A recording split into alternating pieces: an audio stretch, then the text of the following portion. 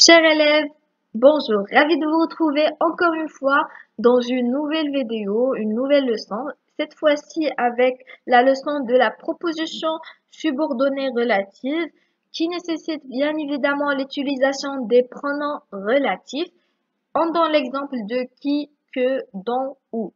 C'est une leçon très facile, donc sans trop tarder, passons à l'explication du cours. On va commencer par les exemples suivants. On va les observer et essayer de voir leur transformation. Le premier exemple, tu lui donnes son cartable. Ce cartable est sur le bureau. Donc, on remarque qu'il y a une répétition du mot cartable. Tu lui donnes ce cartable qui est sur le bureau. Ici, on n'a pas répété le mot cartable. Le deuxième exemple, vous avez trouvé la tablette, vous cherchez cette tablette. Vous avez trouvé la tablette que vous cherchez. Donc, comme le premier exemple, on remarque que le mot tablette se répète dans la première phrase et le mot tablette ne se répète plus dans la deuxième phrase. Donc, pour les observations, dans le premier cas, le mot répété dans la deuxième phrase, qui est le mot cartable, est un sujet. Donc, elle est remplacée par le pronom relatif qui. Dans le deuxième cas, le mot répété qui est la tablette, dans la deuxième phrase, c'est un complément d'objet direct. Donc, il est remplacé par le pronom relatif que. Donc, d'après ces observations, on peut dire que lorsqu'on a un mot répété et que ce mot est utilisé dans la deuxième phrase comme sujet, on va le remplacer par un pronom relatif qui. Alors, si ce mot répété, il joue le rôle de COD, on va le remplacer par le pronom relatif que.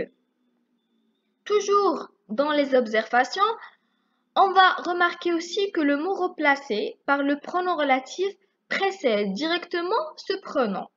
Donc, on l'appelle antécédent. Aussi, le pronom relatif a la même fonction. Par exemple, fonction de sujet pour qui et fonction de COD pour que.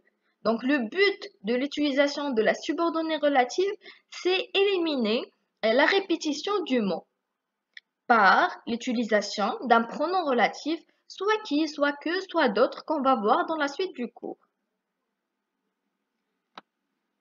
Commençons par la définition de la subordonnée relative. La subordonnée relative est une phrase non autonome sur le plan syntaxique. Donc, elle dépend d'une autre phrase. La phrase subordonnée relative est aussi appelée la phrase enchâssée, alors que la phrase principale dans la phrase subordonnée relative dépend, elle est aussi nommée la phrase enchâssante. La fonction ou bien le but de la subordonnée relative, c'est qu'elle complète un nom ou un pronom. Comment reconnaître la phrase enchâssée de la phrase enchâssante? La phrase enchâssée, qui est la subordonnée relative, elle est introduite par un pronom relatif. Déjà, c'est la première des choses, c'est-à-dire un mot qui remplace une personne, un objet, un animal, etc. et qui permet d'intégrer la subordonnée relative à la phrase principale. Et il y a plusieurs types de pronoms relatifs. Par exemple, que, qui, dont, où, duquel, de laquelle, desquels, desquels, lequel, laquelle, lesquels, lesquels, etc. On va voir la suite dans les exemples et les exercices. La deuxième des choses, c'est que la subordonnée relative, elle contient un verbe conjugué. La troisième des choses, c'est qu'elle suit un nom ou un pronom. La quatrième des choses, c'est qu'elle pourrait être enlevée ou bien effacée de la phrase sans influer sur le meaning de la phrase principale. Passons à l'exemple suivant pour bien comprendre les particularités de la subordonnée relative. On donne les trois exemples suivants.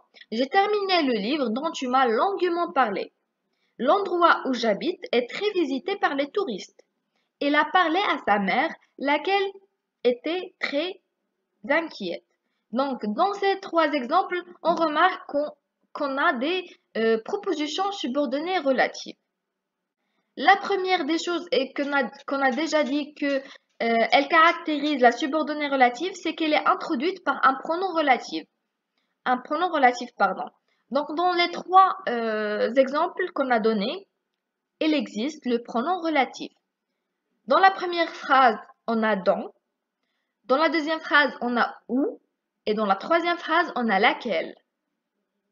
La deuxième des choses, elle contient un verbe conjugué. Bien sûr, dans le premier exemple, on a à parler. Dans le deuxième exemple, on a habite. Dans le troisième exemple, on a le verbe être à l'imparfait était. Passons à la troisième particularité de la subordonnée relative. Elle suit un nom ou un pronom. Donc, comme on remarque que dans notre cas, la subordonnée relative, elle suit toujours le nom, par exemple livre, endroit, mer. Pour la quatrième particularité, on a la subordonnée relative pourrait être enlevée ou bien effacée de la phrase sans influer sur le meaning de la phrase principale. Je donne l'exemple. Le premier exemple, j'ai terminé le livre dont tu m'as longuement parlé. Si on a effacé la subordonnée relative qui est dont tu m'as longuement parlé, on va avoir j'ai terminé le livre qui est la phrase principale. Donc, c'est une phrase qui est correcte. J'ai terminé le livre. Pour le troisième exemple, pardon, si on a enlevé la subordonnée relative qui est laquelle était très inquiète, on va avoir comme phrase principale, il a parlé à sa mère. Une phrase qui est totalement normale, qu'on peut utiliser et sans faire appel à la subordonnée relative. On peut dire tout simplement, il a parlé à sa mère. Bien sûr, on peut passer de deux phrases avec une répétition du mot à une seule phrase qui contient une subordonnée relative, comme on peut faire l'inverse. Et c'est ce qu'on va voir maintenant. Quand une phrase contient une subordonnée relative, il est possible de reconstruire les deux phrases qui en sont à la base. C'est-à-dire, on peut faire marche en arrière. On donne les exemples suivants. Le livre que tu m'as prêté est fort intéressant. Donc, il faut détecter la phrase principale et la phrase où il y a une répétition du mot. La phrase principale est « Le livre est fort intéressant ». Donc, la subordonnée que tu m'as prêtée, on va essayer de la transformer en une deuxième phrase avec une répétition du mot « livre ». On va avoir « Tu m'as prêté ce livre ». Passons au deuxième exemple. Ma mère, dont tout le monde reconnaît la bonté, adore cuisiner. Donc, la phrase en vers, bien sûr, c'est la subordonnée ou bien la proposition subordonnée relative, dont tout le monde reconnaît la bonté. Et bien sûr, la phrase principale qui reste, c'est ma mère adore cuisiner. Donc, la première phrase, c'est ma mère adore cuisiner. Et le mot répété, bien évidemment, c'est ma mère. Donc, la deuxième phrase, on va dire tout le monde reconnaît la bonté de ma mère. Donc, comme vous remarquez, la leçon de la proposition subordonnée relative, c'est une leçon qui est très facile. Il faut juste pratiquer avec les exercices et c'est ce qu'on va voir dans la deuxième partie. Je vous remercie de m'avoir suivi jusqu'à la fin de la vidéo. Je vous donne un rendez-vous dans la vidéo des exercices. Et bien sûr, vous pouvez trouver plus de leçons sur le site www.tanawia.com.